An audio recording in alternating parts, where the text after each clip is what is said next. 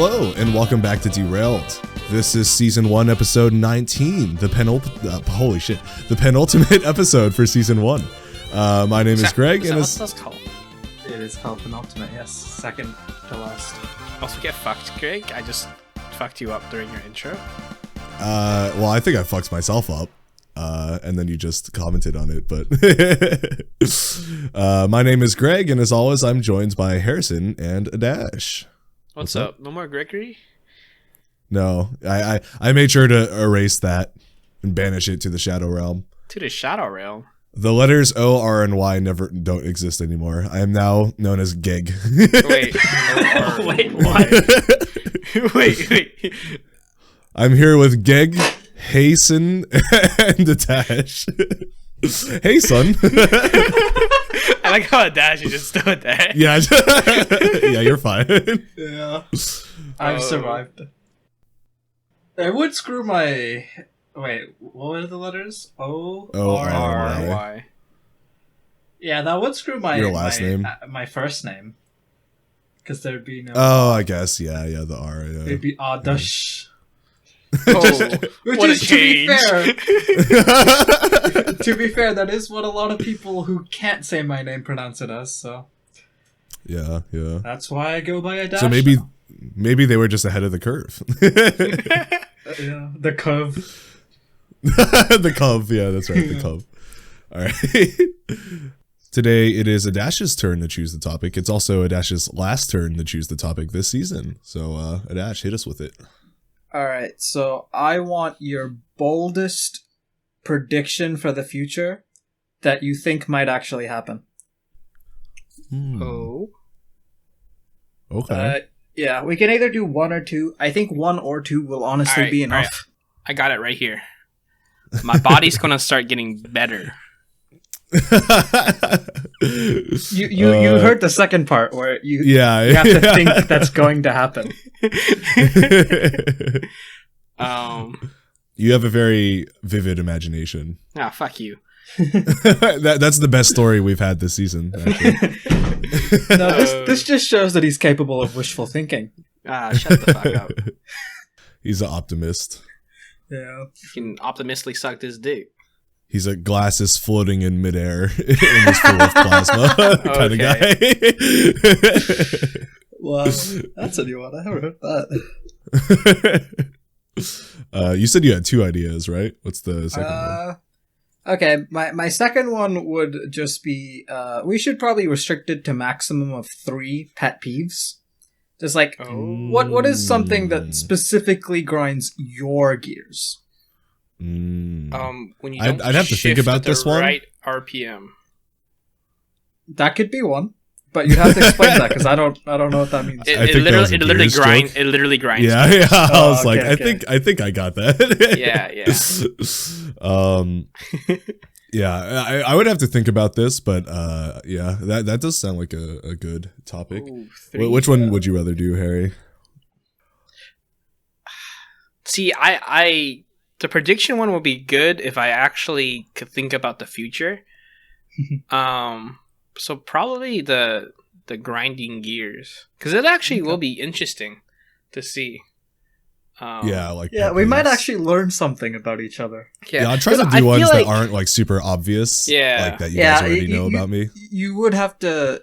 Well, the only criteria that I'd set for this is it has to be something that you're almost certain only applies to you or a very small subset of people. You can't be like, I hate it when somebody's like having somebody's just like chewing loudly. Oh yeah, you can't be like, I hate people who have an affair. It's like, no shit. Yeah, that my pet peeve is when people cheat on me. I don't think those really count as pet peeves. Those are exactly. Just it's peeves. like, yeah, I think for at least Adash and I, it's our dads bugging us. Yeah, that's one. Yeah, but I mean that's a lot of people. I feel like. Now you guys can't use that. Yeah, no, that's fine because I wasn't going to use that. I mean, I think that was obvious, pretty obvious. Yeah, and that one's a little more universal. So I want to try to get into the nitty gritty. The like, what do I unintentionally do that doesn't bother most people, but I've actually just been doing that bothers you guys? Should we just do any 3, or should we make them like one is like something that's super petty, and then one that's like more like about like personality or like something that's more serious, or just three random ones. I don't know if I can. I don't know if I could go that serious. I've only thought of one so far.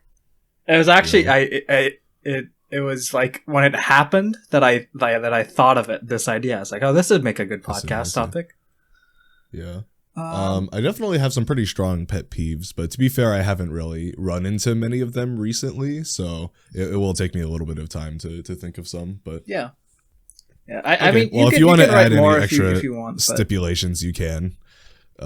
While we're in the transition period between this and when we actually record the episode.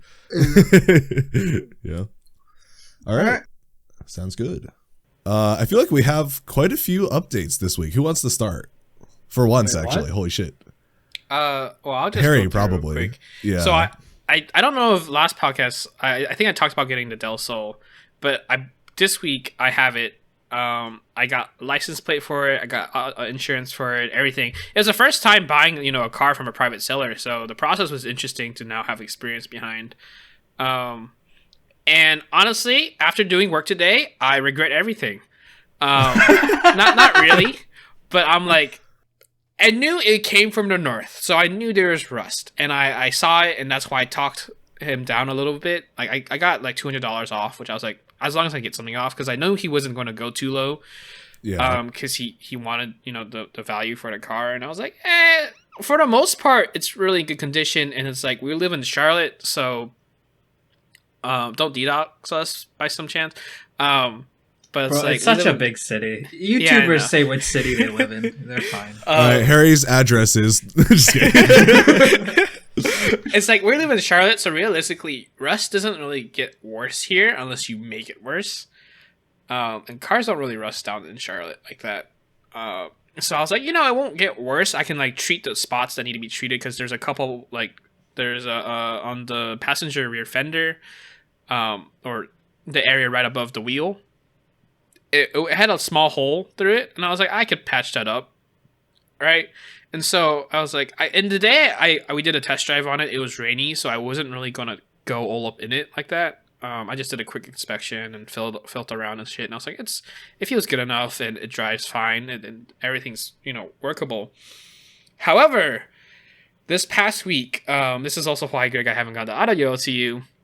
Yeah. Basically, as soon as I come home from school or work, or either I had to do work for a project. One of our assignments was due Thursday. I think it actually got extended, so that was a nice breath of fresh air. Because Wednesday I came home at like 8 because we stayed at school working on it. But basically, as soon as I get back, I'm working on that shit, and I've been stripping the paint on certain areas because I was like, all the rust spots I wanted to fix because I'm repainting the car. So I was gonna I got rid of all the paint to bare metal, and I was gonna fill it in.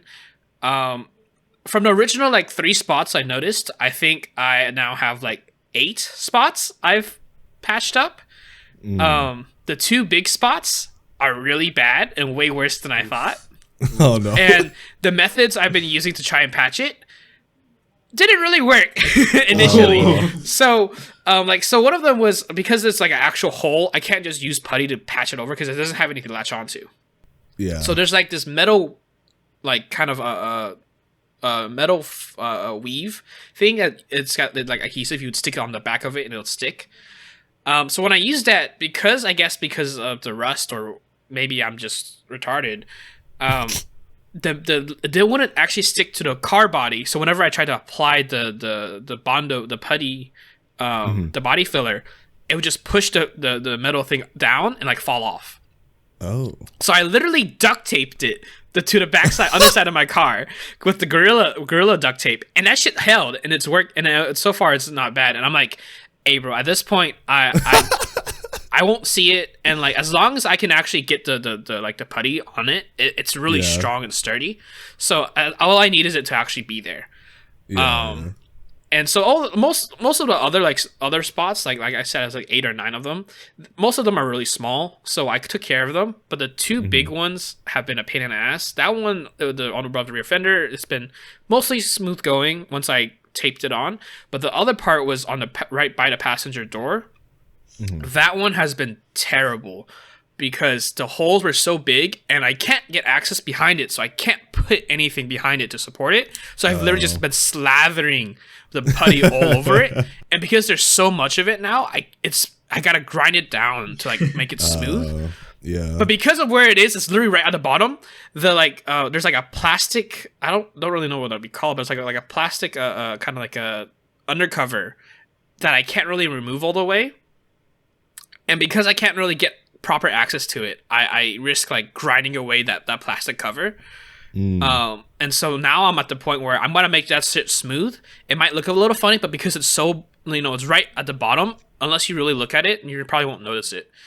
And so I was like, bro, this bodywork and paint, I'm never doing this shit again. And I thought it was gonna be the hardest part. Along with that, I'm redoing the whole AC system because the AC doesn't work and I don't know what's wrong with it. So because the parts were cheap enough, I just bought a whole AC system to redo. And I was like, it wasn't that difficult until I realized the rust was way worse on some of these bolts. Ooh. There's a couple that aren't turning. I've already rounded 2 off, but those are really easy access ones I'm not too worried about. There's 2 that I need to actually turn that aren't turning anymore. And I'm really worried because if I break them, one of them, I'm like, I don't even know how I'm going to get to it to like extract it out because it's under a whole bunch of other shit. Another one, I'm like, I don't even know what this bolt will be called or where I'd find it. I mean, I'll probably just have to find one that match length and thread and shit. But I'm sitting here like, bro, this has gone from like the AC system being the easiest thing for me this weekend to it's probably going to be the last thing I do. Harry, question. Yeah. Do you know roughly what a Honda Del Sol would have cost to buy new back in the day? Like 15,000. Okay, Greg. Bets on if Harry ends up spending around that much before he gets the car working. Oh no way. There's no way. I've basically spent all I need to. I mean, so originally I bought it for 4,600. With the it's because of the car prices right now. It's a little bit. It was a tough thing to swallow. Honestly, if it was like one of the $2,000 cars I got, I would have been fine with it. Honestly, I was like, I did spend 2,000, but this was the 4,600. I was expecting it to be in better condition. Yeah, I was like, it does sound like that price for all the issues that came with it. I don't think the guy knew how bad it was. And I'm sitting here like, he just thought it was old. If I knew, I probably could have asked for less, and I probably wouldn't have taken it. So note to self, never buy a car used from up north if you're working on it yourself. But if you're going to have other people work on it. Specific advice. Yeah. A dash you're kind of boned because all your shit's going to be from the north. Yeah, it's like, don't buy crystal balls from a just woman don't named Sally live in the north, on Tuesdays. Honestly. Yeah, no, and so what was I going to say? So I'm about to focus on painting the car first. Get that done, and then... Don't go to Juan the Psychic because he charges $300.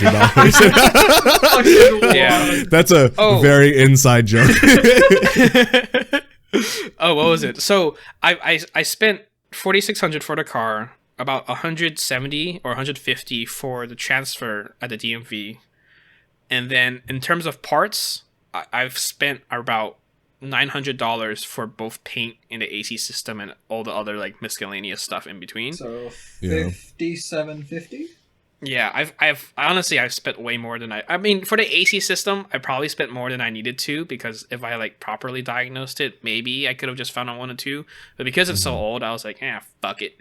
And it was the pricing wasn't that bad for the whole AC system, which was like I think with the Freon or the Freon and condenser and everything, it was like closing in on $300, I think. Yeah. So I was like, grand to go. So yeah, you'll make it. I think. Oh, I'll definitely make it. Oh yeah, no. And it's like I haven't really bought more tools. Like the tools I quote unquote bought for the AC stuff is rental, so I return them and get my money back.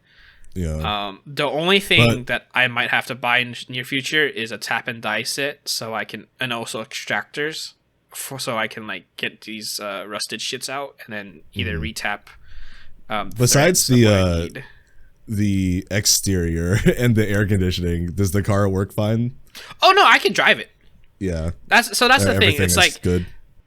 even if I didn't get the AC working, if I paint it, I can still drive it. It's drivable. Yeah, That's the biggest thing. And like I've taken Scarlet around in it, and it works. It's actually quite fun to drive, even though like it's not the fast. It's fucking slow as fuck.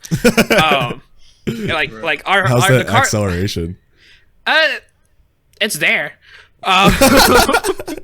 Like our Honda's the Honda and Toyota we drive is way faster than this, because this is a 100 horsepower car. Yeah. And the cars we drive is like 200 horsepower. Yeah, They are heavier, but it's like way better. But right. I mean, I didn't buy it for it to be fast. I bought it because it's going to be fun, and it is a fun car to drive.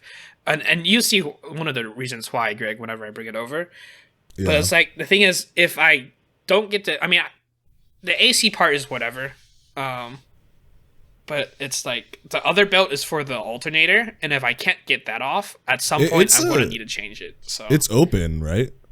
Yeah, so you can take the top off. Yeah. So I guess like AC isn't the worst. Yeah, yeah. So that's why the guy was like, the AC doesn't work, but it's like you can take the top off. So it's like, it's whatever. Which it's fine, but it's one of those things. Is like I kind of want everything to work. Yeah, yeah. I might as well. That's currently my issue in Capstone, bro. I'm so stuck that I was like, fuck this. I'm just gonna watch a bunch of videos. I'm just gonna ask him to meet up. And then I'm just going to be like, I'm going to be honest with you, Chief. I need help. Yeah. All right. Well, do you have anything, Adash? No, that was my entire update. I have done nothing useful this entire week. I have a few things. Most of them are not that important. I'll just try to get them through them quickly so we can get to the episode. But so you guys, I sent you guys a Snapchat picture, but you know how I got like malic acid for like the gummy bears? Boy. Oh boy. So it's if you're into sour things, like you have to get it because it's like a whole new world. Like, oh my god, I don't know how I ate any sour candies before this because like comparatively, this is actually insane. The smell of the version I got was kind of weird, but like man. Just like you only need like a very light coating and it just makes it ridiculously sour. And I'm like, holy shit, I'm just going to dip everything into this from now on. I'm happy for you, Greg. Thank you. Thank you. So if you're into sour things, definitely get malic acid. I was just trying to find a nice way to, support his hobbies. And tomorrow is April Fool's. Does anyone have anything planned for that? Probably not. Fuck no. I'm working on my car all Have you guys ever done anything like special for April Fool's? I think there's a couple times I tried some bullshit, but I think Benea tried a couple times. I was going to mention that. I remember Benea did that whole prank to you in the car. I don't even remember what it was. No, me neither. But I know she did do one on Harry. And she recorded it too. Oh no! Yeah. She put like something like they hit my car and they like blah blah blah blah blah. I had a little note, and I looked around. I was like, I don't see anything wrong with that's it. what it was. And she was like, supposed to be April Fools. And I was like, I quote quote, I was worried, but at the same time, I was like, I don't see where they hit, so I don't really give a fuck. They were just like, that okay. Yeah. She's like April Fools, and Harry's like, oh, nice. Yeah. I've done April Fools. Oh shit! I keep leaning away from the mic. I'm like consciously trying not to do that. Anyway, I've made a few April Fools like pranks before, but I feel like the last time I did it was like 10th grade, so I don't remember any. About a week ago. I want to do a big April Fools thing one day, but not tomorrow. But one day I do kind of want to do like a big April Fool's thing because I think it would be funny. I just feel like why pick the one day when everyone's on guard when I can gaslight it? But I think that's every other honestly day. I think that okay, fuck off. I think that's what makes it better though, because it's like a game, because it's like you expect it. So if you still get tricked even though like everyone's expecting it, that just like shows you how good the prank was. I feel like fair enough. Yeah. And then the last thing is I got accepted into Berkeley. That's cool. All right. Oh, nice. Oh shit. Yeah. That's huge. Congratulations. Congratulations. Thank you. Yeah, I got the email and I was like, oh shit. Get ready for the college life. It fucking sucks. No, hold on. College life is what you make of it. Me and Harry didn't make much of it, but that doesn't mean it has honestly, to suck for you. I am actually pretty excited because it is going to be in Boston. And, you know, obviously I've spent the last couple of years just at home, so I'm actually pretty happy to get back out there and do things. I have, now that I'm here, you know, in Vancouver, out of the house for the first time in my life. Yeah. It's like, yeah, the first couple of weeks were really scary because I was like, what am I doing? How am I supposed to do it? But like, once you get settled down and like you get used to it, it is really nice to like. Well, see, I actually used to have the opposite issue, whereas like I moved around so much that like it started to get to the point where I was like extremely apathetic about it, to the point of just like that would just add to my whole like depressing, never talks to anybody. I was just like, oh, look at everyone else freaking out about moving, and I'm sitting here just like, oh, here we go again. But now I actually am excited because it's like, this is a very new environment, and then also like this is actually something I want to do, I think, is the main thing. So so hopefully this is a little different. All right, let's get into the pet peeves at Ash.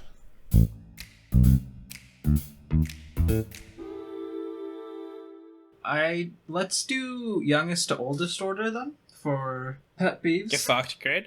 I feel like we do this a lot. Do we? Okay, let's go oldest to youngest then. No, I like it. No. I just feel like we do the age thing a lot. I think we're all just ageist.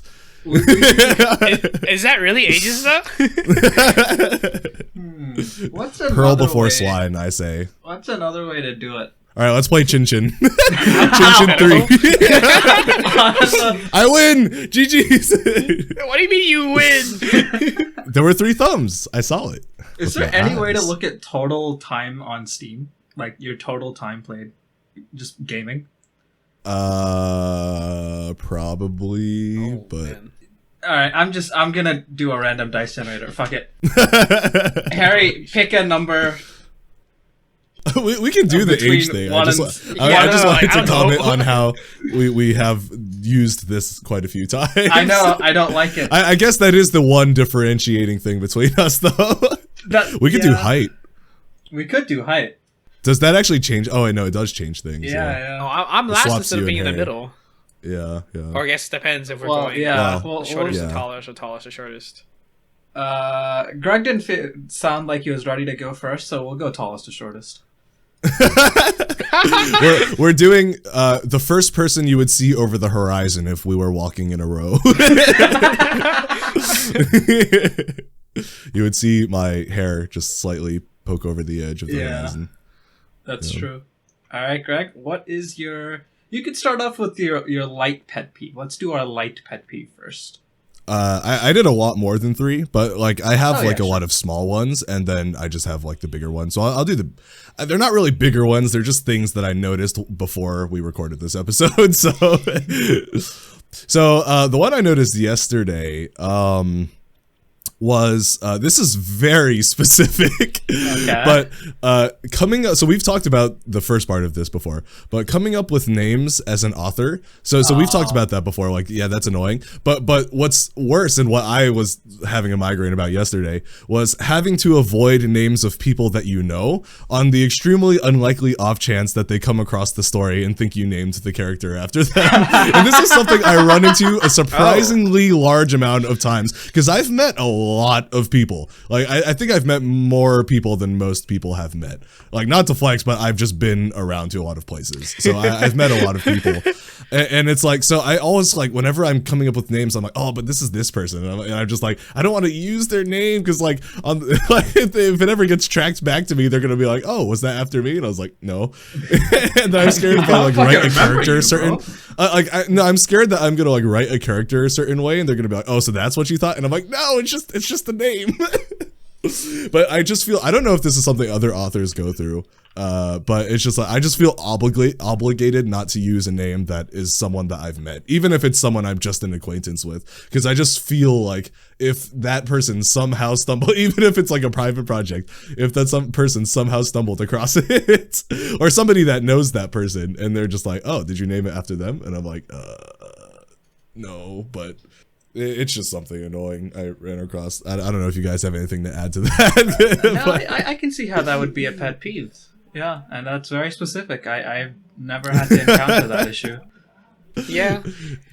I've never encountered that issue with a a dash because a dash does not come up in random name generators. So, well, more specifically, my name origins tend to be German or like that sort of. It's like you're like old Latin names in German names and also like Visigoth names. Like those are which is kind of German. Which is those are typically the name origins I go for, and then I just like look for the definitions of names and see if they relate to my character.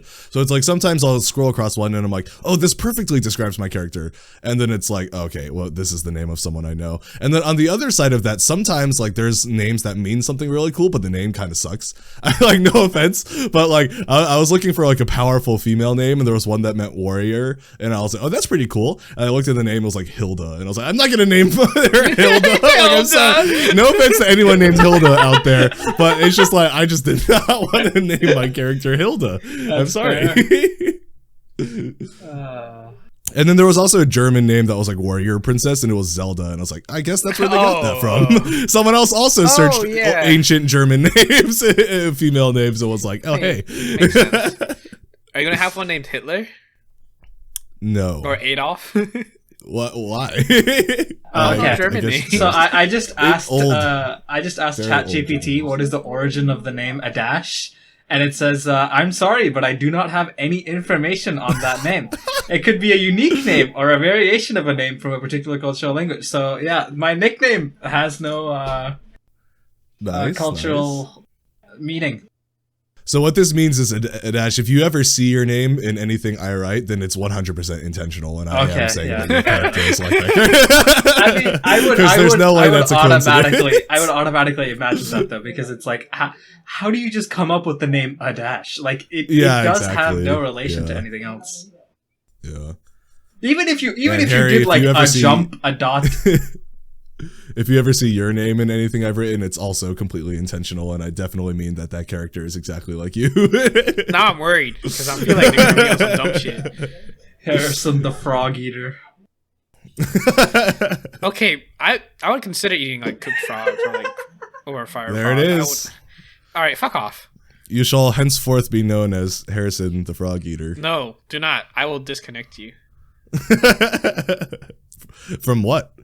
God damn it! I think my roommate is having people over to view the other room. Yeah, I did hear some muttering begin in the background. Yeah, I think my mic isn't picking up. I hope not. Anyway, I'll find out. It's picking up on Discord. Yeah. All right, so I go next. Yeah.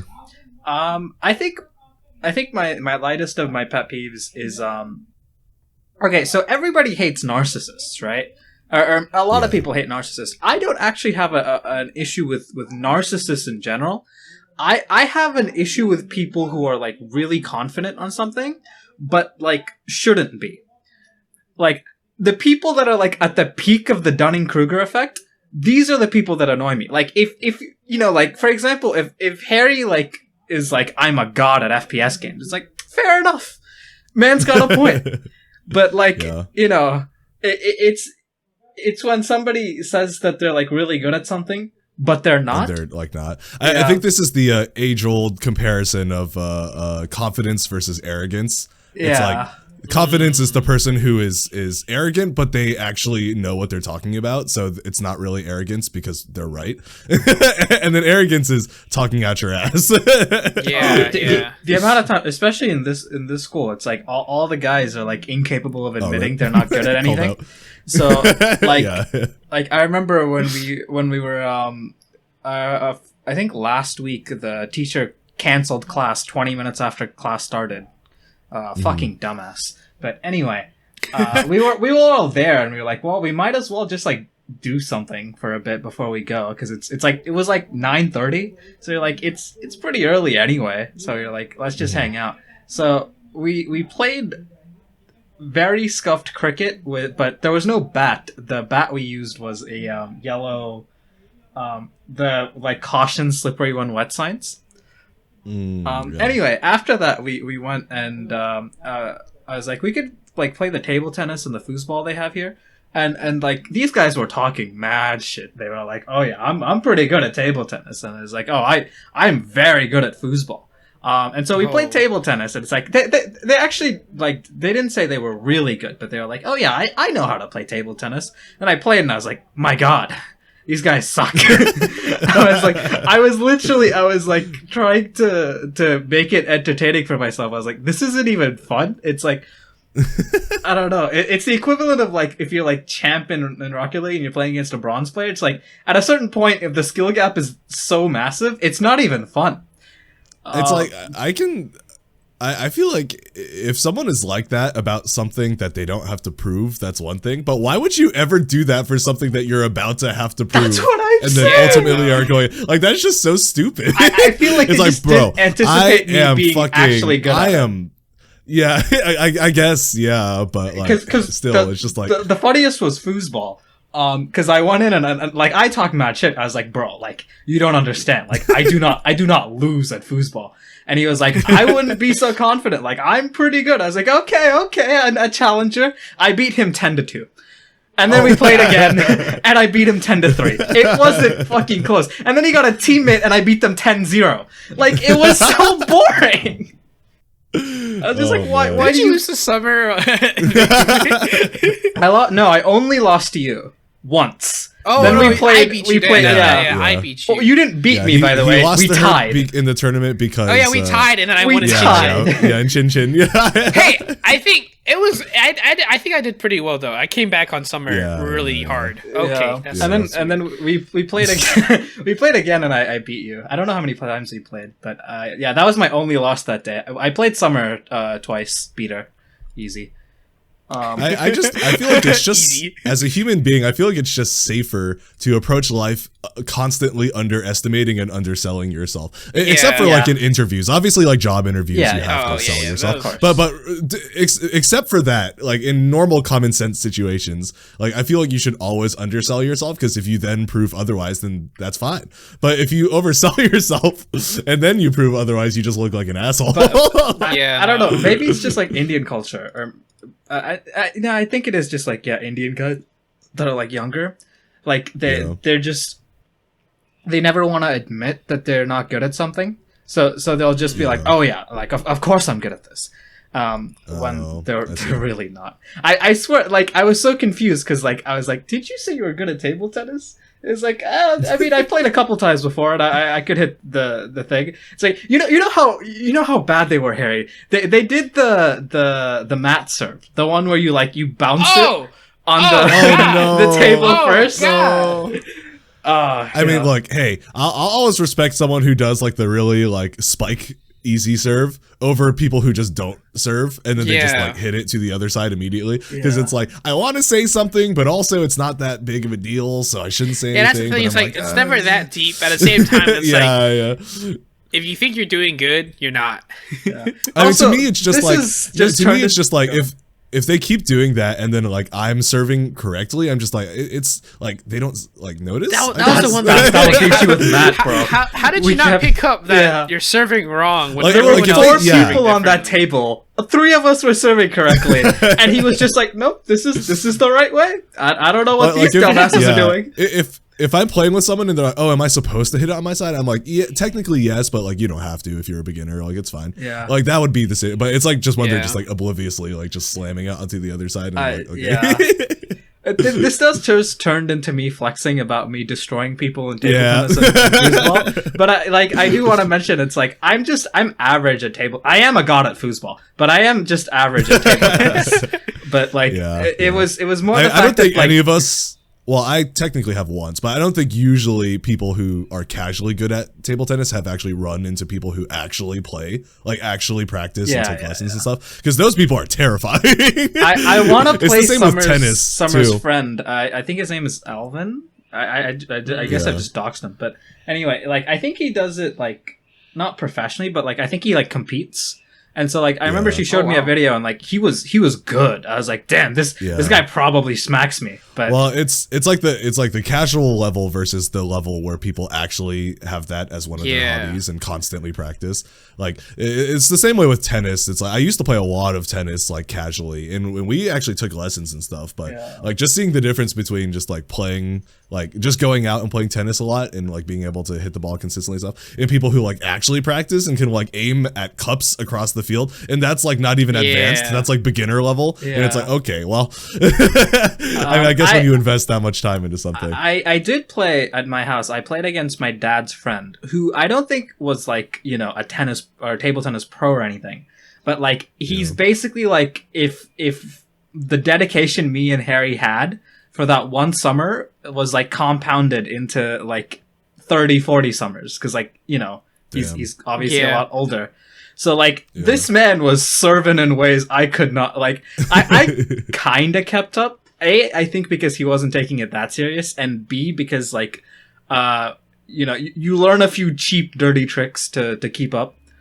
But like the thing with like his serve, with like actual like table tennis players is like every single hit they return back is a full slam. It's like, oh yeah, well that's the thing. It's because we consider it a slam because of how fast it is, but that's just normal speed for them. Exactly. Like we slam something and they're like, oh, this is just the rate we play at. Like you want to see a real slam? It just disappears. I was like, this shit's great. Like how do I keep up? And like I'd be slamming, like there'd be like ones where like, you know, it was like a sitter and it's like, oh, this is free. It's like even against Harry, it's like there's certain ones where I'm like, you can't block this. These just aren't blocked. And he just returned them. I was like, what am I supposed to do?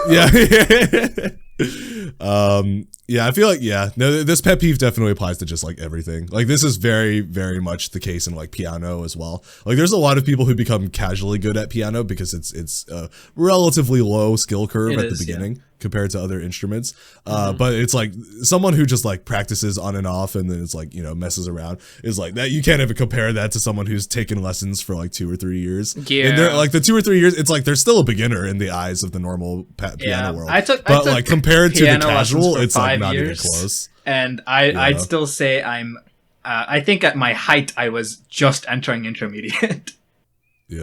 It's just what you said. It's the Dunning-Kruger effect. It's just the more you learn about something, the more you're like, holy shit, I knew nothing. There's like I'm actually shit. like that it hits where like you just start learning and you're able to do things. You're able to do the basics, so you think you're like God.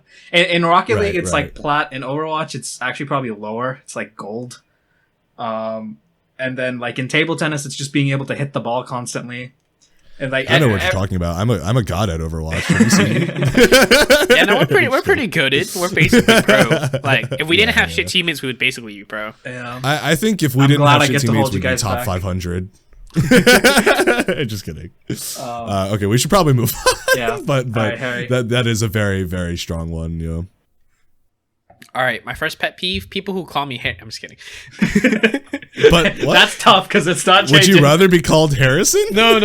I think there was a time when I was younger. I hated being called Harry because you know when you're younger, it's like, oh, haha, you're Harry. You know, your name's Harry. Bro. It's like that's gotta be on the insult. list, right? Being called the You're a Wizard thing. Oh no! I mean that was only Cameron. Cameron. Yeah, no one else did that. You're talking about like Harry, like Hairy. Yeah. People would be like, oh, you know, I see. Your name's Harry, so you must be Harry, and I'm like, I'm actually not, because I'm Asian. For me, the little kid joke was the whole pan thing. They were like, oh, like pots and pans. And I'm like, yes, good job. You have basic word association. Congratulations. I mean, you want a fucking medal? Is just a dash, so... I feel like you have a name that can't really be made fun of, which is nice. Well, the joke for me was always... By little kids. It was mostly like a jump, a leap. But I kind of found it funny, so... Okay, so my first actual pet peeve, sorry Greg, is excessively dirty things that can be... Wait, why'd you say sorry Greg? Wait, keyboard. Whoa! Okay. Fair. Your mouse? Fair. Okay, wait. Fair for like a year ago. Nowadays, I keep them cleaner, especially because my keyboard is white. Next time I come over, I'm gonna go ahead and check, bitch. Shit. I clean that shit like every couple days now. I'm pretty glad. Bro threw down the gauntlet. That did bother me. I want to lick your keyboard and lick your mouse, and if I taste something, Bro, you can lick my balls, weird. bro. This took a turn. Word? Yeah. Oh. Yeah, I no, will but say, my old keyboard and mouse, it was bad. Yeah, it was very So bad. it was like that, and then it's like covered. people's cars who are like OD dirty. I'm like, how do you live with yourself? Like, how do you like drive around and Go on, be call somebody comfortable out. in your Somebody. car? Wait, what? No one I know actually has Okay. that bad of a car. Yeah. Actually- I've heard stories. Actually, I don't know if this really counts, but one of my neighbors, when she was moving, the one that got the divorce, when she was moving all her stuff out, her car was a mess. Granted, though, she was moving her stuff out, so there's a lot of like actual like moving stuff in it. Okay. But the car just smelled like cigarettes, and like there's like To be stains fair, everywhere as well. it's a divorce, so it's she probably pretty- wasn't taking Yeah. it very well. And so I was like, I'm not really gonna put that one on her because it's Yeah, like it that's probably fair. was really rough on her. But like I've seen like the cars I've worked on at Toyota, some of them I'm just like, bro, disgusting. And there was like a couple, and they weren't the ones I worked on, but there were a couple that came in, basically brand new cars, like less than like 5,000 miles on them, and they already had like a rodent infestation in it. A what Oh, infestation? God. Rodent. Oh, Like, wait, you know, how did mice you let or that roach- happen? That was like when they had basically had to redo all the carpet because it was that bad. Damn. And it was less than 5,000 miles. That's on it. crazy. And- Like an ant infestation, I can understand. Like that just Yeah. can't happen. But like a rodent? Yeah, no, Bro. like when they were like taking it apart, we like I just looked into it, smelled awful, and there was just like Jesus. droppings God. everywhere, and I was just Yeah. like, "Yo, this is disgusting." Side tangent. We figured out what that smell in the Tesla was, Harry. What? That was just the filter like telling us that we needed to change it because it just does that intentionally. We were like, oh. Oh, that's pretty cool. So you Yeah, guys changed out the cabin air that's what the filter? people told us. They were like, yeah, it purposely smells that way so that you go and get it changed. And we're like, oh, yeah. So we got it, cleaned. And stuff, How much so did we're you good guys now. pay for the filter? I don't know. Because I'm like, they're very easy to change. So it's Yeah. like, But you have to be Tesla certified. actually, like now thinking about like for a Tesla, I'm really worried that it would be OD. Yeah. Like Tesla's how they- but, like, So anti-right to repair. It's annoying. Yeah, it's Yeah, pretty it sucks. ridiculous. Yeah. Especially because That's my next pet peeve. anti-right to actually? repair. No. That would be fair, honestly. I could get behind that. Yeah. I didn't even think about that, but because like most of the neither. stuff I need to fix and repair are always pretty accessible. But Tesla's like the one exception, really, in the automotive industry where it comes to the biggest pain in the ass, and Yeah. it's like even especially since there's barely any of their dealerships Yeah, around. that's so, why like, I think Tesla doing it makes the least sense, because it's like, you know, Yeah. if like fucking Ford or Toyota were like anti-right to repair, it's like you had to go to a Toyota dealership. It's like, well, the chances are they're like fucking Walmart. It's like chances are there's one within 20 miles of you. But like, Right. Yeah. Right. like Teslas, it's like I actually saw a video today, called like how Tesla fumbled their lead.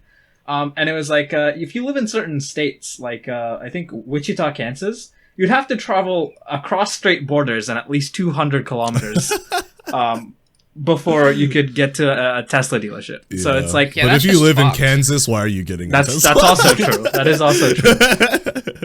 But Bro, imagine living in Kansas, bro. that is true. if you live If in you live in Kansas, Kansas, yeah. If you live in Kansas, don't. Yeah, just stop. Just move, bro. just move, just forehead. do you even exist? Like, And it's like you can't even If you use live the in Kansas, excuse that I other don't people believe use. It's like you can't use the other excuse people use. It's like, oh, we can't just move because like we gotta sell our house. It's like your house is gonna sell for 2 bags of corn anyway. Like just move. Cut your 2 losses. bags of corn. Probably 1 bag of corn. But still. Oh, We're going so aggro for no reason. for no reason. Kansas. Alright, I didn't even we're have back an issue with Kansas. Like, we're back to me, right? yeah. Okay. So my next one is this is more general. Just spatial awareness in general. Oh fuck. So the most popular example of this that I found on Reddit was like people who like walk really slowly when there's people behind them. Okay. And this sort of thing happens all the time. But yeah, I just said just spatial awareness in general, just because I feel like I'm actually very hyper aware when it comes to spatial awareness. Like anytime I go to like a grocery store or just any store, I'm like constantly scouting out where people are so I can move out of the way if I need to. So it's just annoying being on the other side of that sometimes when someone's just like standing in the middle, just covering everything and just not moving. Or people who like, just bro, like stop out of nowhere where there's people behind you and just like, there's people behind you. You at least move out the way before you stop or about to run your ass over. This also applies to like driving. Yeah. Like, some people, interesting. Yeah. There's just no consideration sometimes. And it's just like, you're not the only one out here, you know? Right. Yeah, exactly. Yeah. Yeah, I don't know if it's a lack of spatial awareness or just they don't care. Like I wonder like what it is for most of those people. Because there's quite a few people who just like just I guess like if you're old, it's like I can't really blame you for that. But like man, there are so many people who just walk so slow, and it's like, bro, just if you're gonna walk this slow, just let people pass. Why are you blockading the whole ass? If spatial awareness, pick a side and stick to it. If spatial awareness in general is your pet peeve, then Greg, I would like to formally apologize. I have made a severe and continuous error in my judgment. Yeah. I haven't noticed you do anything that ticks me off when it I just have really bad spatial awareness, but I mean not with like I don't know. I think it's like when it comes to me, the main thing is I am quite loud. I have to work on volume control, but yeah, I mean the other things are really easy. I mean driving doesn't apply to me, but like just not being slow, it's like, I mean, I'm not slow, so it just doesn't matter. Like, yeah, right, yeah. But I mean, like, even if you are slow and you're just trying to like chill, it's like just move then. Yeah. Like you don't have to like. It's like at the airport all the time, like on the escalator, and not even just at the airport, just escalators in general. There's always the rule of like you stand on one side and you walk on the other. Yep. It's like the people who just like stand and then just like T-pose to cover both sides, and it's like, bro, why? I only do that if it's like nighttime and like no one's on the fucking escalator. But yeah, right. Well, I think it's more applicable to the airport because people are moving at the airport, and it's like you can't blame people because like airplanes suck and they always get delayed, so it's usually not even their fault. So it's like I feel like it's just like what you should do to just like not be in their way if you're not in a rush. But some people are just like they just put their suitcase on the other side and they just stand there, and it's like, bro. I will say it's like I picked this up pretty instantly when I got to Vancouver. I don't feel like I ever noticed it in Charlotte, but in Vancouver it's like assumed that if you're going to use the escalator, you stick to the right side if you're standing, and then the left side is for walking. I think that's most airports from what I've experienced. It's like you usually, I mean, sometimes it's the left and right get swapped, but usually it's pretty agreed on by most people that like one side is the walking and one side is the I mean, right now that's also like with driving. It's like normally the right lane is the slower one. I mean, they tell you the right lane is the slower one and the left lane is the faster one. Fast lane, but then you still got those motherfuckers who like just chilling. Just chilling in the fast lane. Yeah, you could just not be a dick and slow down or speed up a little bit and move to another lane. Once I figured out that system, I was like, this is so. I was just surprised because I feel like I haven't encountered it in Charlotte, but I was like, this just makes so much sense. It's probably because there's so many more like escalators here. Because people go to the mall a lot more, and public transportation's big here, so it's like since most of it is underground, there's a lot of escalators. So I guess people just have to use them more. But it's like it's just everybody agrees on a system, except for certain immigrants that are probably like fresh off the boat and like they don't understand. But I wish people were more agreeant on things like that. Just like. Make things simpler. So this is one that like kind of came up a lot on Reddit because I did some Reddit research for inspiration, and the story someone was very angry and telling. Apparently, it's Southern people who do this because like I guess they just don't go on that many escalators. But like apparently like Southern people go to like urban areas and are just like very slow and like walk and take up a lot of space on like subways and like in stations and stuff, and then like they like think everyone else is rude because everyone else is like jostling past them and quickly like trying to dodge them and get past, and they're like, oh, they're look at all these cities, like they're all so rude. And the city dude was like, yo, like actually like people are generally very polite here. You're the ones who's clogging up a lot of people's busy work days by walking and taking up as much space as humanly possible. And I was like, yeah. Yeah. Imagine if you're like 400 pounds or something, though. You can't really stay on the right side of an escalator. Well, you are the whole side. You're kind of screwed there, like, because you can't walk if there is a right side. Because in that case, you just duck and then just say jump. You just become a jump pad. Okay. All right. All right. I'm gonna move on from that.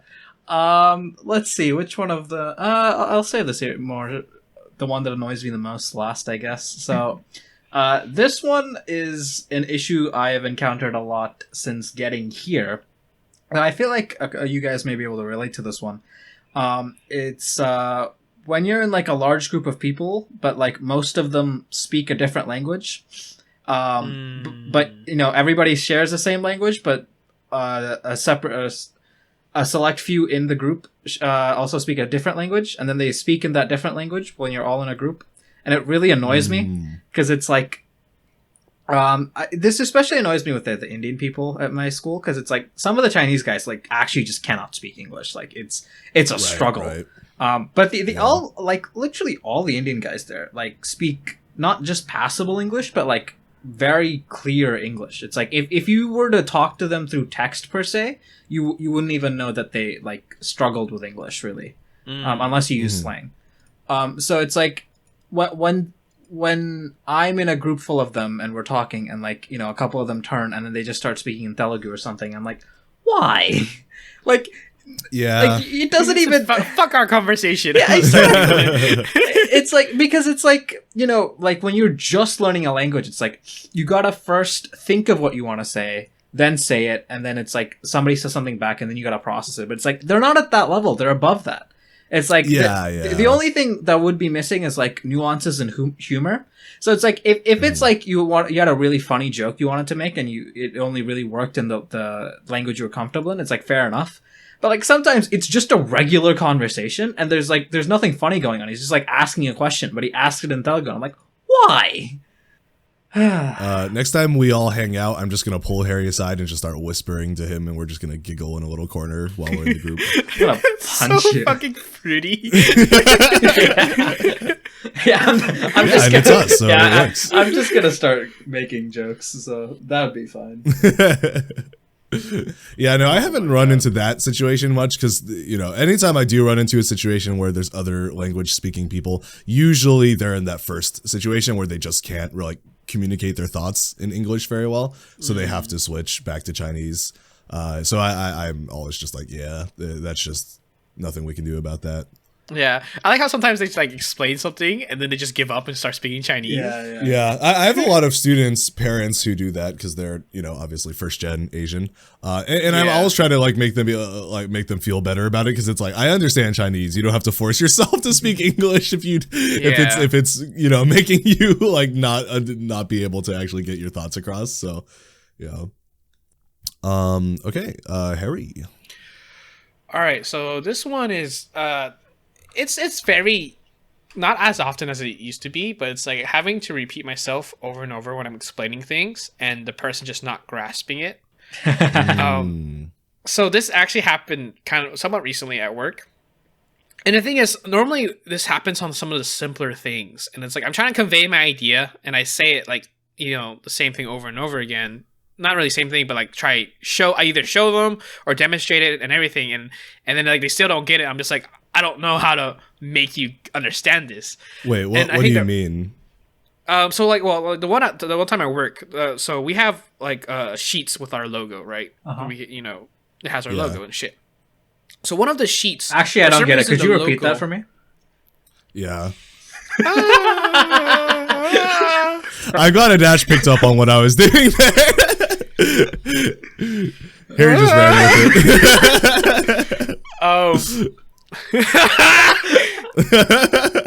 it. So we have on our sheets, on construction document sheets, we have our logo. Our Wait, why am I explaining this? Yeah. My first question was not serious. I just wanted to annoy you. But Fuck! God damn it! Oh. But yeah. I was really about to go through and explain all that shit too, and I was like, wait a second. Harry, we're both people who like teach. I think we get it. Yeah. I definitely have had students where I just like explain a very basic concept, and it's like, it's not that they don't understand it, they're just not focused, and I'm like, bro. So then I explain it again, and then if they don't understand it, then I have to change the explanation, and then it's just like over and over again until they're finally like, okay, and then they don't actually get it. So and I'm like, this is I actually don't this isn't something I definitely understand how it frustrates other people, and it's not like I'm immune to it, but I don't think it bothers me as much because I don't know, maybe it's just my own issues, but I tend to blame myself for it. I'm like, if I'm explaining something and the other person isn't getting it, then I'm just not explaiing it. Yeah, you hear properly. That, Harry? It's your fault. No, hold on. I'm not saying that. I'm not saying that because it's different when it's work. Yeah. Because they should understand, because you should both have the same domain knowledge. Yeah, that one, it was so frustrating because I was showing him the difference. Like, I was literally showing him, and he was like, what's the difference? Like, I was like, what do you mean, what's the difference? It's that? But the main thing with that is, like, especially when it comes to teaching kids, it's like, you're actually spot on, Greg. It's like, most of the time when they don't get it, it's a focus thing. So I just think like, all right, let me either give them a little break, or let's just move on to something that they can focus on for a bit that's not as hard. Give them a little bit of a break, then we'll come back to this.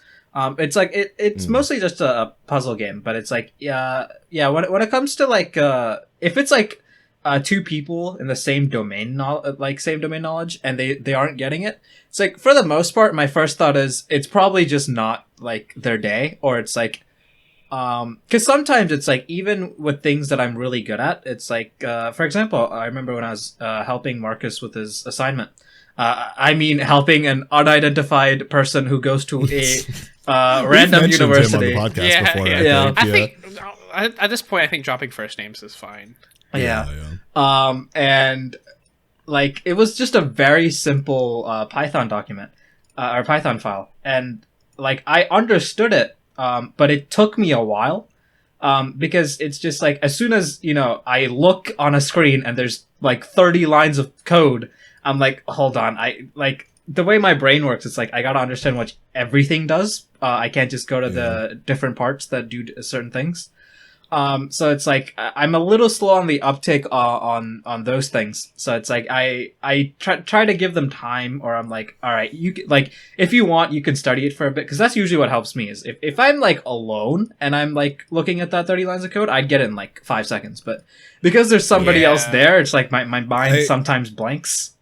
I think Harry is specifically talking about like situations where the other person should easily be able to have the capability to understand, though, and they are kind of choosing not to because they just don't care, sort of situation. It's more of like when I'm actually showing you what to do, or like what the difference is, and you're just sitting there looking at me funny.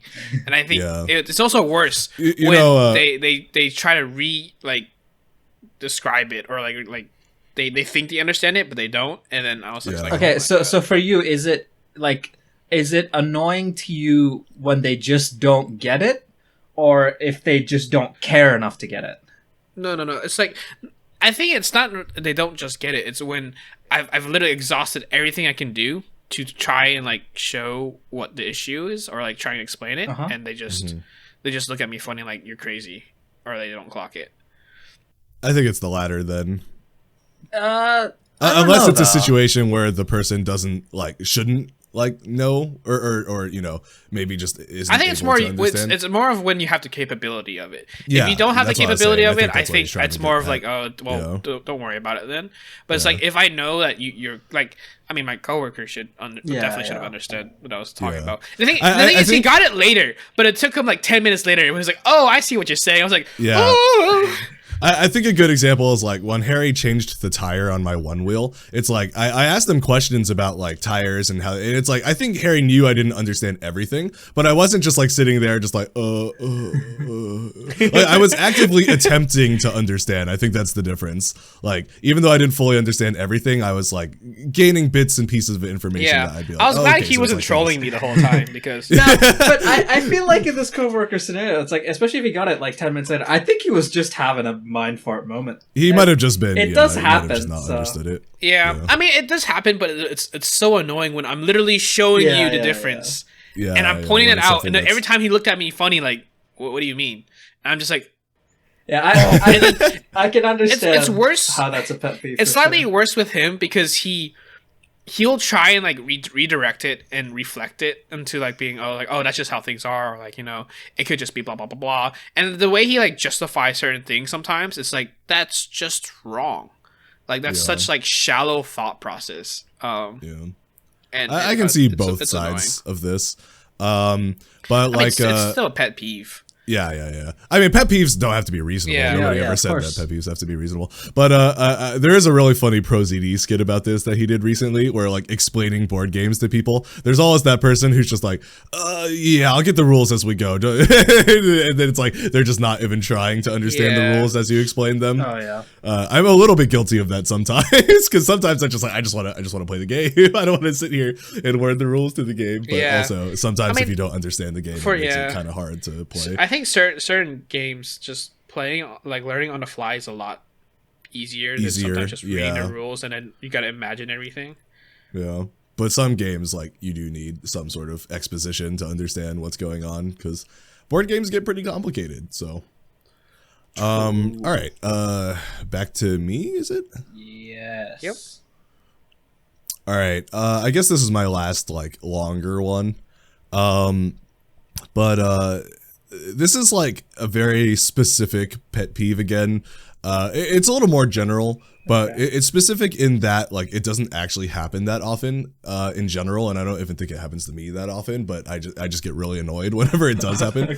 So you guys know what trolling in baiting is, right? Yeah. No? Can you explain? I just okay, I absolutely hate like the culture of trolling and baiting, because I think like the concept of it is fine, and I think you can actually create some pretty hilarious situations and jokes based off of the concept of what it is. But I feel like the way that it's used these days is just like people just say dumb shit or try to trigger people, and then so that's you just hate the justification. rage baiting.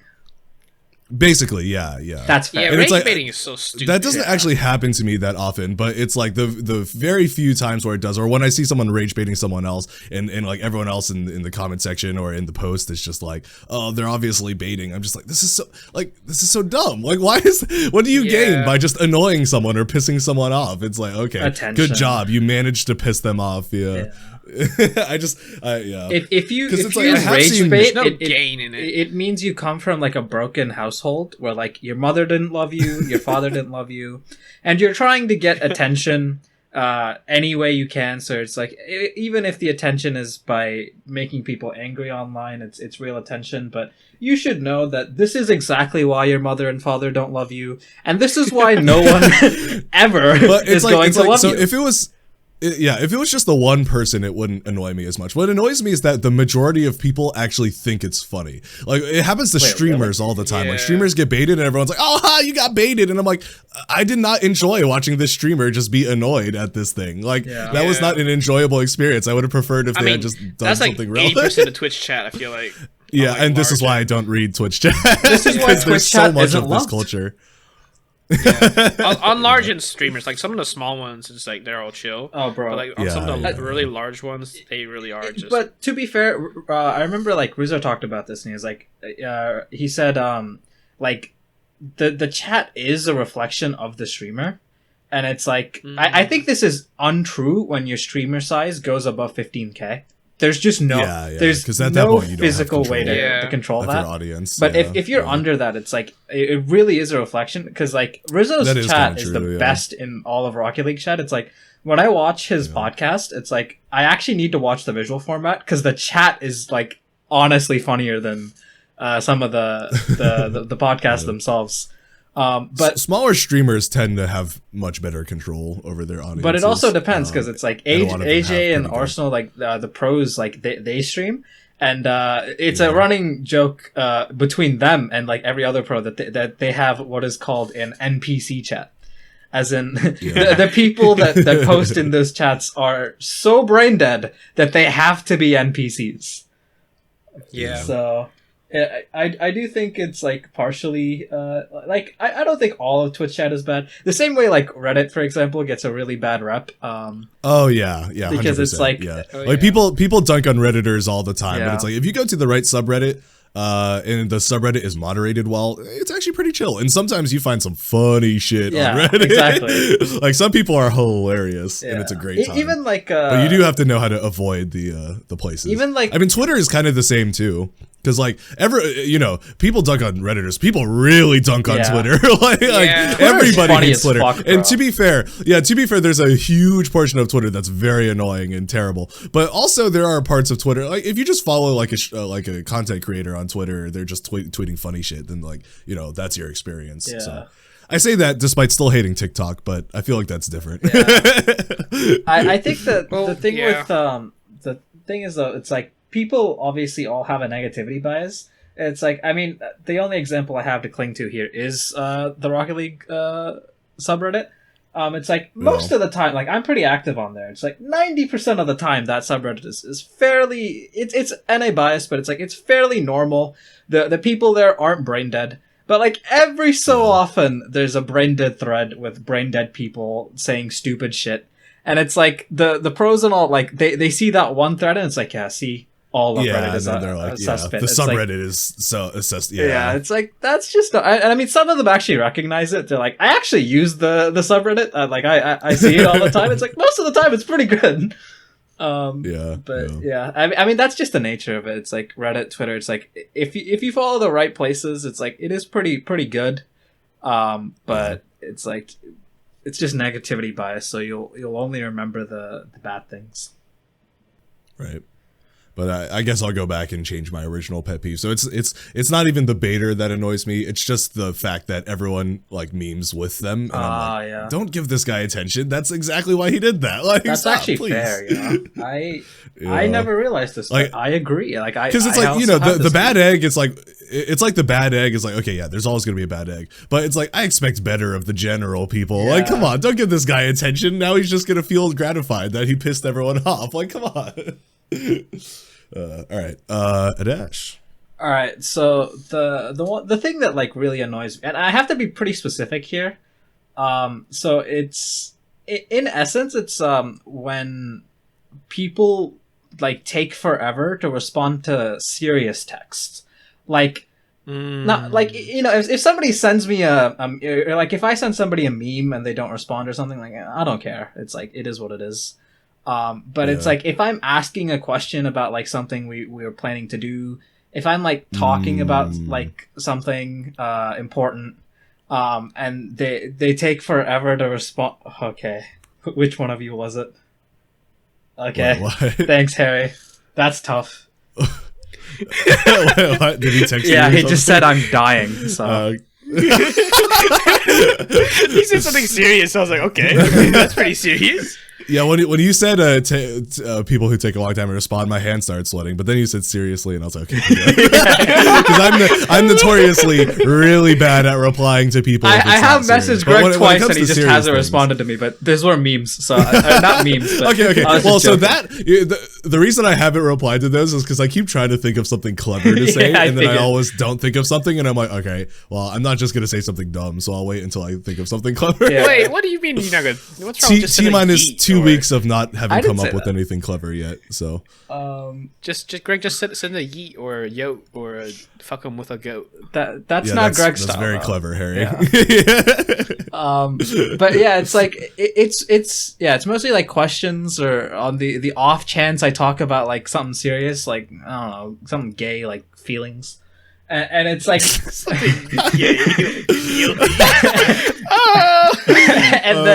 and then like trying to get us canceled. Yeah, sorry. That was a joke. But yeah, it's like when it's like something. No, it wasn't. No. He meant No, Yes, no. yes, it was. Yes, it was. Don't say it wasn't. No. It actually was. I'm cutting this whole part out. I'm cutting that whole Okay, part fine. out. It's just not a joke. Fine. But yeah, it's like when it's serious and like I don't get a response, I just get annoyed because I'm like surely you have enough time to respond. It's like, you know, and I'm not expecting like a response within like an hour or anything. It's like I get people are busy, but it's like should be able to respond within a day, I think. Yeah. I think especially if you kind of know that they're probably not doing anything. Exactly. Right. I mean, granted, you know, there are always off chance, but if it's consistent and just like, I know your schedule good enough, you shouldn't be doing. See, that's why this is a pet peeve for me. Is even if it's one time, it's like I think if it's like a one time thing, it's like what would annoy me is if like either like we move on and like they never explain why they didn't respond, or like, you know, they get back to you 2 days later and they don't explain why it took them 2 whole days. Like they just like carry on. Okay, 2 whole days is a little OD. Yeah. Like what the fuck? Like stuff like that. Like that annoys me because I'm just like. I think I'm luckily haven't run into this situation before. I have had like 1 or 2 students' parents who just take way too long to reply to scheduling stuff, and I'm just like, bro, like we're supposed to have the lesson tomorrow. Are we doing this or not? But for the most part, I think I've been pretty lucky with everyone's very on the ball with scheduling and stuff, which is nice. So I don't run into it too often, mostly because like if people do that consistently, I do just stop talking to them like completely. Yeah, sure, I've done that quite a few times throughout my I've not like. I've just stopped talking to quite a few girls because they just take like forever to respond to things. I'm like, I'm just not playing these games. So I just stop talking to them. Yeah. Kind of going back to the scheduling thing, there's been multiple times where like certain people that for cars I work on, will set a time and, you know, a date, and they're just calling me, they're like 45 or an hour late. Oh god. And just they won't say anything beforehand, so I'm just sitting there in my garage just waiting for them. 45 minutes and after, is fucking wild. Yeah. No, that's the thing, is like at a certain point it's like it's a little annoying. And Banana's like, I should like have a whole policy. It's like I'm gonna start charging after 30 minutes, like a whole contract thing. Yeah, like after if you start coming late, you know, it's just gonna start being like a fee or whatever. Because in that case, that is my weekend most of the time, and my time off. It's just time. Right. Yeah. And for literally that kind of stuff, time is money. Yeah. And it's like, I think people who do that, like, they have this mentality of like, oh, well, I'm not there, so it's not like I'm wasting your time. Like, you can just chill. But you gotta get but I'm waiting for you. Yeah. It's like I could do something else. Yeah, like, there's a different mentality when you're waiting for someone than when you're just chilling. Like, I'm just sitting in my garage twiddling my thumbs where I could be like... Exactly, yeah. In my above garage, twiddling my thumbs. Like, above garage thumb twiddling is very different. Actually different, though. Yeah. It is, but it's annoying because it's like, at least send a, you know, if you just said something like, hey, I'm going to be late, that's fine. But sometimes you just don't say anything. And I'm sitting here like, are they going to show up? Yeah, I don't know if I don't know if I should involve this because I don't know if this is a separate pet peeve or if it's related to the texting. But it's like, that's another thing that annoys me. It's like, if you're going to be late for something and like, you don't at least say something. Yeah, you don't say something. Yeah. It's like, I mean, like, you know, like 10-15 minutes is like, it's whatever. It's like, I get it. Sometimes I'm 10-15 minutes late. It is what it is. But it's like, if it's more than 30 minutes and you know beforehand it's going to be more than 30 minutes, I should know before it's been like 30 minutes. Like, right, exactly. Like the few times where I know it's going to be more than 30 minutes, it's like, you know, I know it's because it's like, it'll take 30 minutes to get dropped off. So I'll send Harry a text. It's like, yeah, I'm just starting, by the way. I'm gonna be late. Mm.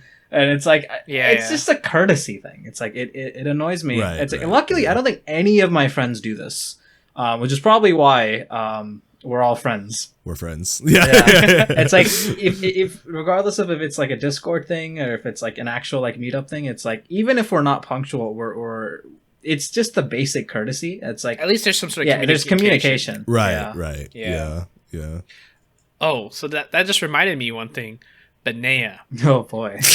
Other than our first date, just about every time I go to get her, always still getting ready. Yep. And it's like there's been times where I give her extra time. It's like, she's like, I'm not ready yet, so just wait a little longer. And so I'll give her like a 30 minutes, an hour or something.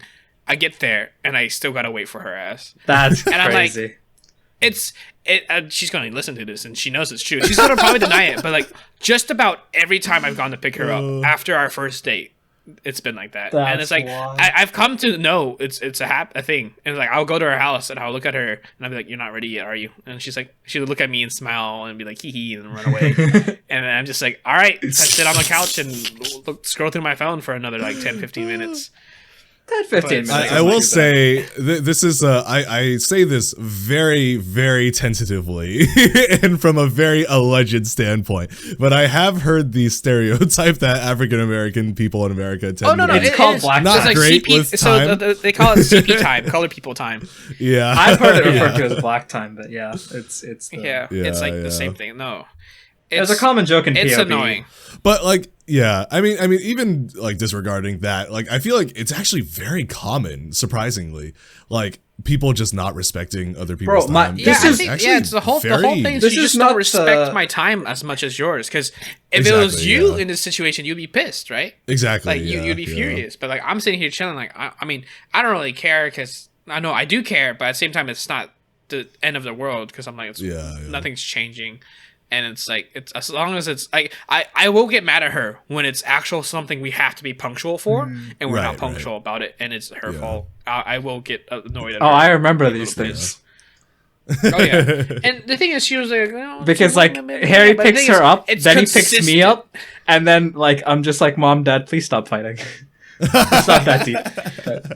But it's like, especially when it's consistent that like if it was a 1 or 2 time thing out of all the times we go out, sure, whatever. But like almost every time, I'm like, come on. I mean, this isn't. I personally like, because I used to. It's like I used to be someone who wasn't great with time, and that changed very drastically for me at one point. And it's like what changed me, and it's like I'm surprised this doesn't change other people. Is like it starts to actually have effects on things, like not being punctual to things. Like stuff starts to happen because of that. Like you miss things, you miss flights. You miss I have a great story for this. People get mad at you, and it's like, how do people not like see that happen and then want to like not have that happen anymore? Because it's like all that you're changing is like doing things like 10-20 minutes earlier. I feel like it's not that huge of a change as far as change things go. I do have a pretty good story for this. So like this is the whole like consistently late thing. It's like this is my biggest not my biggest, this is actually nowhere close to my biggest problem with my dad, but it's one of my big problems with my dad, is that he's always late to shit. And it's like, I just don't understand how, because it's like, it doesn't take that long to get ready. And like, he's just like dropping me off, so he doesn't even need to get ready. Bro literally like wears slides and goes, but it's like, he just takes forever to do things. But like, I thought he was bad, but oh my God, his, my uncle, so his sister's husband, so much fucking worse. When we went to Florida, we went to Miami, and we visited Miami Beach. That was pretty fun. So the next day, the plan was we wake up super early, because if we got to Key West around 9 o'clock, we could do what was it, jet skis? We could do banana boating, parasailing, stuff like that. You know, it's like typical water sports, but it was in Key West, but you had to go really early, because if it was like later in the day, like you just like they go out into the water, and then like there's no more like trips after a certain point. So it's like it takes around 3 hours to get to Key West, like the bottom of Key West, I guess, from Miami. And so it's like, okay, so like you were supposed to be there by like 10, and they were like, okay, so let's get there by 9. I was like, that's annoying, because I do not like waking up at 6, but I was like, fuck it, like I'll do it. If I get a chance to go on a jet ski, I'll do it. So I went to bed, and then like I woke up, and I remember I was like, I just saw sunlight poking through. I was like, it must be like 6. But I was like, oh well, like my mom will make me when I need to, and like, you know, I don't need as much time to get ready as everybody else. So it's like, you know, once I see the other people waking up, it's like, I'll just wake up, take a quick shower, and like, I'll be out. No one woke up till like 6:30. Then my mom woke up and I was like, all right, it's time. So I got up and I'm like, all right, are we ready to go? And she's like, I don't know. And I was like, what do you mean I don't know? I was like, Mom, it's 6:30. We were supposed to have gone 30 minutes ago. She's like, yeah, but like your uncle isn't responding. So like it was his family and then our family. And so we just got two separate rooms, right? And so I think my mom texted them and they just didn't respond. So she was like, well, there's no point waking up anybody else. Like I was the only one up, and that's just because I was up because I was like excited to go. And so she's like, well, there's no point in waking other people up if they're not even like awake. You know when they finally woke up? Oh, no. God. 9 a.m. Oh man. And you know the absolute worst, the stupidest most, and like if he ever stumbles upon this podcast, I fucking hate you with a passion. You know the worst part about all of that is, despite this, they were like, let's go to Key West anyway. Why?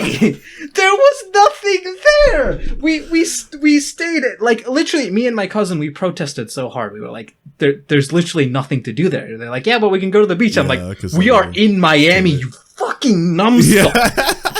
Like, what do you mean we can go to the beach? It's Miami. Yeah. And like we decided to go anyway because my dad and my uncle literally don't know when to admit they're wrong, even though they're wrong all the fucking time. And it was so miserable. It just added 3 extra hours to our return journey. It actually added 6 because we gotta go back. Like the 3 hours from like Miami to Key West, you have to retrace your steps if you're gonna get back to Charlotte. Like there's no shortcut. So it was just an extra 6 hours wasted. After the 3 hours, we stopped at the beach. This beach was 10 times worse than any beach I've ever been to. Because like the footing was like all craggly. There was like seaweed everywhere. It's like everything was slimy. I was like, I stayed on that beach for like 5 minutes. I was like, get me back in the car. I just want to go. I was so pissed off. My cousin was pissed off, not as much as me, because I was looking forward to the jet skis. I've had my jet skis ruined by 2 separate things. The first time, my brother's close friend nearly drowned, so I can't really blame him. Oh God, that's a whole different story. It's like, bro, are you serious? Are you really trying to almost drown right now? Like, come on. So it's like you go to like you fucked up my chest with jet ski, drowning ass motherfucker. Learn to swim. So I was like, I'm just glad he actually lived. Because honestly, it was kind of touch and go at a certain point. I was like, you know what? God. It's fine. Like we'll just go jet skiing another day. But that's just like, but I want to jet ski. Die later. I was not like that. But this time around, I was so pissed because like the day before that, he was like, "You better wake up at 6." It's like we're gonna be going with or without you. Especially you say shit like that. And then he woke up at 9 o'clock. Like, it was so. Oh my God! You telling this story is giving me a lot of secondhand annoy. Like, bro, like, dude should have just like not drowned, like just swim. Bro. Okay, like, fuck off. It was genuine rage. Like oh my God, I have so many stories about that fuckhead. But anyway, honestly, kind of same. Because I said that I don't have too many experiences with the other thing, but when it comes to punctuality, oh man, lots of people are not punctual. I could imagine, and I'm very glad that all of us are pretty punctual. So yeah, it makes things very convenient. Yeah, I always feel bad. Like even if it's like 10 minutes, I usually feel bad. I mean, if it's like a hangout get together, I don't feel bad. But it's like if it's anything that we're going to, I always try. Yeah. All right. That wasn't your last one, was it, Harry? That was just something you wanted to bring up. Yeah, that's what I wanted. Yeah. Oh. That's you. All right, quite so this actually kind of fuck off. I don't know what happened. It just the words just got cut off, and I was like, oh well, I'm just making noises now. I guess the server 404 for a second there. Yeah, no, like the voice part, the speech part was like keep going, but the like verbiage input was like, yeah, no, we don't know what we're doing anymore. So this actually ties into earlier, and also what Dash just mentioned. People who are wrong and being proven how they're wrong, but they won't come and realize that they're wrong. Yep. Oh no. Hey, Dad, how are you because doing? they're too strong-headed. Okay, I feel like to be fair, I think everyone has some level of this. It's kind of hard not to, I feel like. But there are definitely people who are much worse. I will say, Yeah. I will put my hands up here. If it's my dad, there have been a couple of times where like I've argued something and like 30 minutes into the argument I've realized, oh shit, I am in the wrong here. But only because it's my dad, I do double down. I never back down. Yeah. Because he does the same thing, so I just sort of have to. But yeah, Like father, like son. no, please don't ever disrespect me like that again. That might be the most hurtful thing you've ever said to me. But I'm sorry. anyway, yeah, That's hilarious. with other people, it is really hard to admit it, but I do try to admit that I'm wrong. Yeah. Yeah. I used to be so bad at this. Like I mean, once again, this was like one of my older friends. Like I feel like I was in a position where I became even worse at this just because of the way that my older friend tried to get across the right facts to me. Because I feel like there are ways to do it that don't get people really annoyed and aggressive, and I feel like that was not the way that I was approached. So I did grow up with a little bit of an inferiority complex about that sort of thing, just like being proven wrong about things, because it was just happened so much, and I'd always be shamed so hard for it. But I have been trying to get better at it. But yeah, no, there are definitely some very stubborn individuals out there. And like there are some things that it's just like it's not even worth arguing with people about, because it's just not ever going to breach past that first point of just they're not going to change their mind about something. At the risk of drastically ruining an important relationship, Harry, do you have any examples? I wonder what you could be talking about. I just want to make it clear that you don't have to give an example. No, I remember there's only one time I really remember that, and I don't even remember what it was exactly about. I think I wouldn't apologize for something.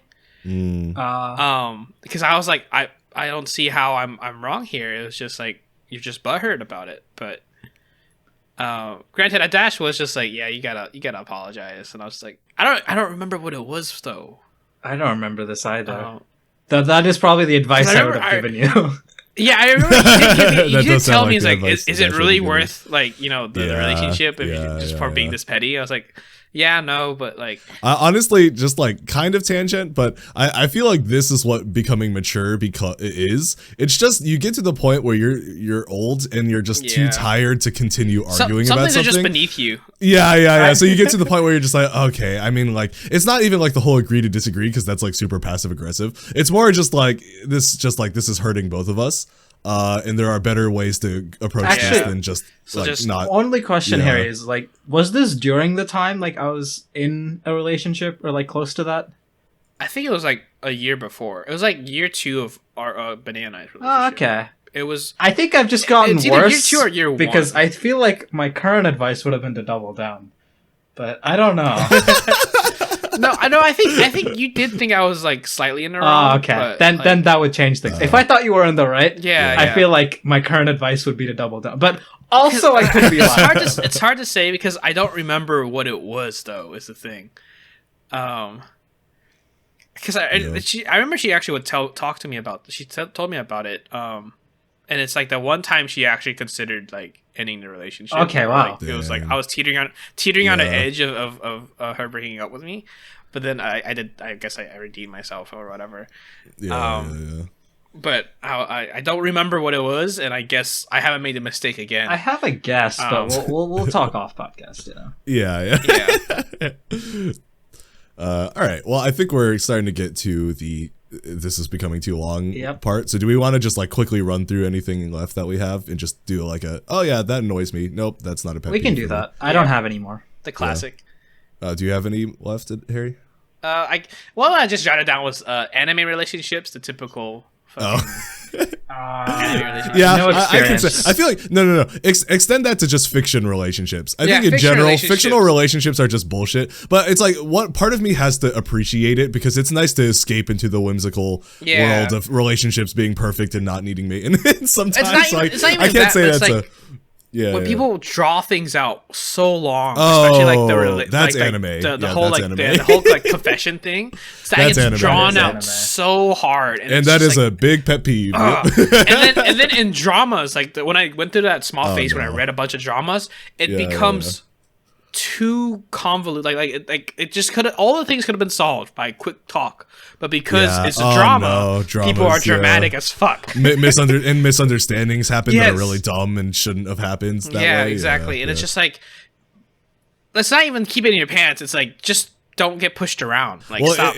When it starts to reach the point where you start getting, we should be burning through these, but when it Yeah. gets to the point where you start getting angry at the author, I think that's not okay. Yeah. Where it's like, you're just doing this to create more drama. You're just doing this to extend your series. Yeah, You're not doing this because it's like what your especially characters when would it's do. like, there's no where does this do other than create an issue between the two characters? Yeah, and exactly, the rift? exactly. Like, it Just doesn't for the sake of actually it. develop. You're not anything. accomplishing anything else. Yeah. Yeah, I just don't think I It's have just- enough experience. Like the only slice of life anime I feel like I've watched is Love is War, which I'm actually rewatching, and it's Yeah, like Kaguya. I don't know. Maybe it's just me, but I don't think it's this one in particular has that issue. Well, so. I think the whole point also with Love is War is that the comedy Yeah. with them doing the whole thing. Yeah. And the fact is that at end to end, it's one of those, you know, Yeah, happy endings. anime where it Yeah, actually does yeah. end with the main. I mean, you can kind of tell that it will end up. Well, eventually. so okay, we are Yeah. staying on this for a pretty long time, but with Kaguya, what it is it's a rom-com anime with a focus on the comedy. Yeah. So it's like the romance and the whole drawing out of the relationship is an avenue for the comedy to happen. Yep. So I think people are okay with it. Yeah. There's a lot of I mean- series where it is rom-com, but there's also like the romance is emphasized a lot more. It's a as, like, rom-com. part of the main plot, and then they draw it out for the sake of just making the series longer and not because not to make it funnier as a series. You know? Makes sense. Yeah, like rom-coms don't normally do that, but normally they at least have good comedy to you know subsidize the fact Make that you feel fucking- less annoyed. Yeah. All right, next All one. right. Any other ones? One really quick one. People who ask you for like advice or what to do in a situation, and they And then just don't follow totally ignore it, or just like they'll argue against you, and you're just like, this is the solution, or like this I'm is gonna what you should do. name drop my sister again Oh. real quick. No. Listen, she's not on that side of it. She's on the side where she is very good at giving people advice, and then nobody ever follows her advice. I was I gonna highly say, doubt. damn, Greg. I should go to your sister for I highly advice. doubt any of her friends are going to listen to this podcast. So yes, I'm calling them out. Yeah. Because like my sister Yeah. gives good advice and she's good at seeing situations as they are, but like just like from what I've heard, people are not very good at like caring about her advice despite asking for it. And it's like, See, okay. me personally, That's really frustrating. I relate to this a lot, so agree. That's what's Yeah. next. I And don't if- give advice to many people, so this is not a pet peeve for me. Fair. So Victoria's friends are, if you're listening Fuck to this, you. fuck you for making her life hard. Fuck you. True though, actually true. Okay. Yeah, you're very good. I think that's it for me. Okay, I have quite a few, so we're literally just gonna yes or no it. okay. And if you do have something to add, we can, but we'll try to get through it quickly. Okay, and No. a lot of this is not things that I are pet peeves about. They're like Reddit ones that I just wanted to bring up. Okay, so the first one is a personal one. I just hate that a lot of my students and their parents call my mom your mom. Like, why? Like, I used to do that because I was like her son and like I didn't have that much teaching credit, so whatever. But I've been teaching for like 4 years now, and it's like I always call her Miss Pan. So why do my students still go your mom? And I'm like, bro, please don't do that. I think that's what you think, but that's funny. Well, obviously, yeah. No, I just I've complained about this to you guys before. So, okay. So here's the list of ones that aren't really me. Okay. People who take both armrests on airplanes. Yes. Oh, fuck you. Deepest pits Yeah, of no. hell. Bro, the middle seat takes Yeah, both? middle Like, seat gets you both. piece of shit. Window seat gets the window and yeah. the rest on the window, and then aisle seat gets like. And the aisle seats gets the aisle. And Yeah. yeah. That's how it's supposed to go. But all right, And there's the people. I came up with both of these. People who don't clean their messes up in public restrooms. Bro, it's like if there's like a little piss on the seat or like a little shit stain, I'm just like, okay, it just would have taken or they a just single. leave toilet paper around and shit. Yeah. But it's like if you just left like, okay, if you left a drop on the bottom part, no one cares. But if you left a drop on the butt seat, like, come on, all it takes is just like get a piece of paper, just boom, it's over. Yeah. Okay, this is another me thing, but the awkwardness that automatically happens as a result of strangers being in an elevator together. And I did specify that this isn't a pet peeve against the people, it's just the situation. Because I hate when it's like you're in a conversation with somebody and then strangers walk in and it's like, all right, everyone could just go silent now. that is true. Everyone's just like, quiets down. It's just weirdly hard to keep conversations up when there's other people in an elevator, I feel like. At least for me. I can't relate, but yeah, fair enough. Yeah. Okay. Let's see. Mouth breathers. Obviously, this is not a pet peeve for me because I am the mouth breather. No. I'm telling you, this was number 1 on the list of like the 4 different Reddit things I looked at with like thousands of upvotes about pet peeves. They're just like people who breathe through their mouths, and I'm like, I feel so attacked. Yeah, yes, but Greg, I love you, so it's okay. It's funny because like a lot of them were like, I understand that a lot of them like can't really breathe through their nose. I still hate them. Damn. I feel like mine is a no because it's like like in your scenario, for example, it's like once I figured out you literally can't help it, I was like, oh, okay. Like I work past it. Like it's not that's just shit. That just sucks. Yeah. We already went over the walking too slow. People who leave shopping carts out. I think that's anyone with like common sense normally finds that as a pet peeve. Have you guys saw? There was this like one 4chan post that was like, it's the whole like test whether people are good people or not. Yeah, because there's no inherent reason to bring the shopping cart back. You just do it if you're a good person. Yeah. And if you don't, you're a terrible human being. Yeah. Kill yourself. Cut that out. The next one. The next one is people who chew loudly or with their mouth open. That was also a very common one on Reddit. Yeah. I used to do this when I was like 10, and then my dad literally beat it out of me. But I'm kind of glad he did. So, I personally don't notice this, or maybe I just haven't met people who do this, so I wouldn't know. But all right, bet next time we go out to eat, Greg. Oh no, we're all just gonna be like, okay. No, I would shoot myself, bro. It's just so uncomfortable. It's just so like, why? Yeah. What compels you to do that? You don't. Well, it's not people who weren't taught to close their mouth while chewing. Yeah, I think quite a few Asian people actually do that because it's not as part of the culture to like close your mouth as you're eating, so they just kind of, But I never really have that big of an issue with it. So, but I can definitely see why people would.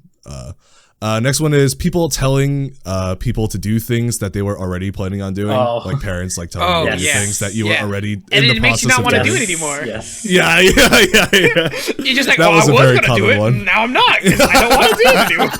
Yeah. The one after that is people not closing doors on the way of like bedrooms. Oh, fuck you. Get your car, do it right now. I'll leave right now and go work on it. I'll do it. This is one I actually used to find really annoying. The people not closing doors on the way out of your bedroom. Bro. Okay. Like they walk in to say something and leave it cracked. This pisses me off. Like this. It used to piss me off a lot. It still pisses me off, but not nearly as much.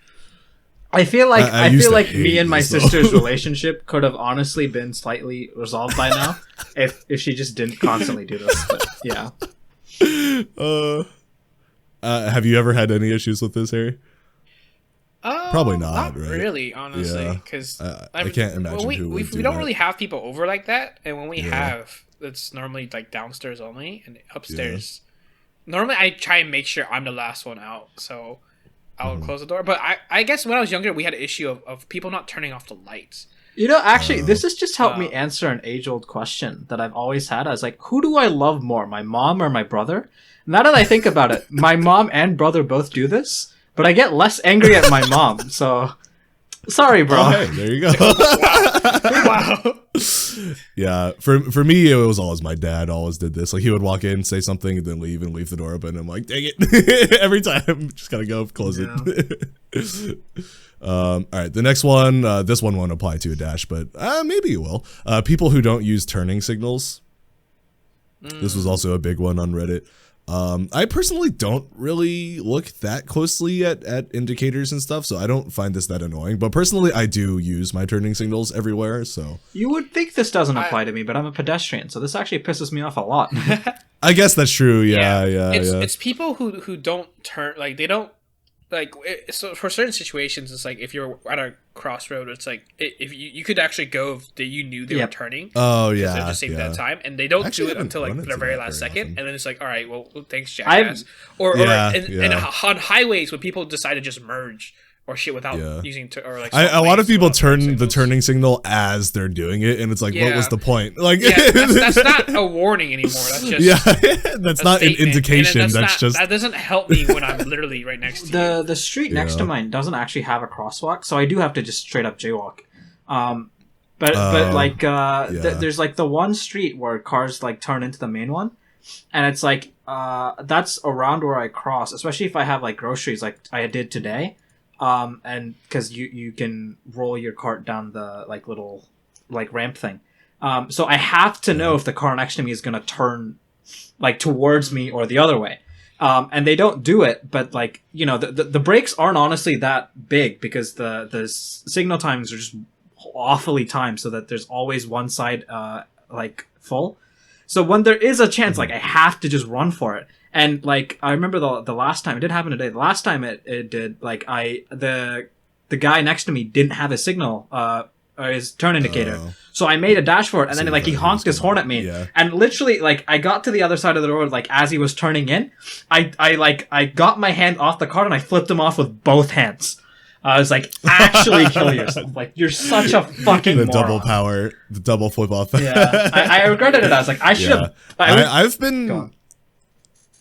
I've been on the other side of this, like the person in the car who almost hit someone that was trying to make a dash. But I will say I had my turning signals on, and for a very long time before I got there, so it was not my fault. That dude was so mad at me. I was convinced he was gonna start chasing me down. Like, he was like furious, and I was like, bro, I had my turning signal on. Why would you walk across the road as I was coming up? Like, come on. That's the end of the Reddit ones. There were a lot of people who were just like, my pet peeve is just human beings in general. I was like, damn. You know what? My pet peeve is right? my pet peeve is people that are like, no, I hate everyone equally. Like, shut the fuck up. No, you don't. You're just a liar. Oh no. Dash, I hate everyone equally. I hate you. Unequally. More than I hate other people. All right. Well, this was a fun episode. As a penultimate episode, it's kind of funny. I just like spent the whole time complaining. What do we say? But that is what pet peeves are. So, was it up to prediction level? I think we'll put it A tier. Yeah. I'd say I can give it A tier. Yeah, I had a good time with this podcast. Yeah. All right, Harry, sing the outro. Thank you. Excuse me? Have you listened to our outro? Oh no, not like the words, like the music, the background music. Oh fuck, no, I haven't. All right, well, I don't remember. Always, thank you so much for dropping in and listening to us ramble. You can find us on youtube.com/@thederailledpodcast. That's youtube.com/@thederailledpodcast with a new episode every Tuesday. Hit the subscribe button if you want to catch our future episodes, and hit that like button if you enjoyed this episode. This has been Derailed, and we will see you next time. You really got me to just sit there like seeing some words like sound like an idiot. It was amazing. I enjoyed it a lot.